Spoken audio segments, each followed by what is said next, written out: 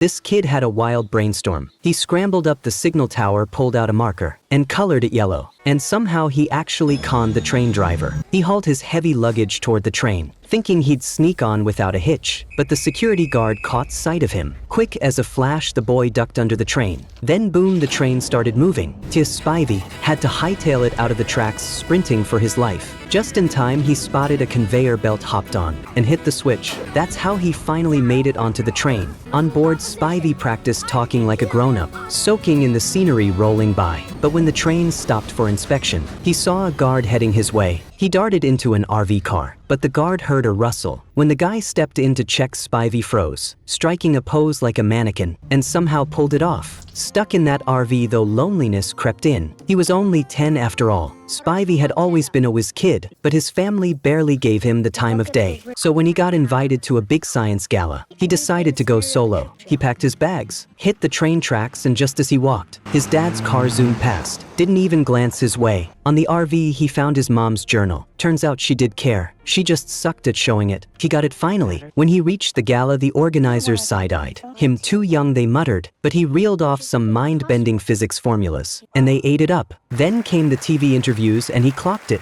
They were just using him for clicks. Mid-interview, his mom burst in, begging him to come home, spilling how much she cared. The organizers tried to block her, but then his dad showed up, strutted in, grabbed his family, and marched out. On the drive back, Spivey brought up that night he'd seen his dad's car. His dad once said he'd been bending down to pick something up, never saw him. And just like that, they went back to being a family. A messy, happy one.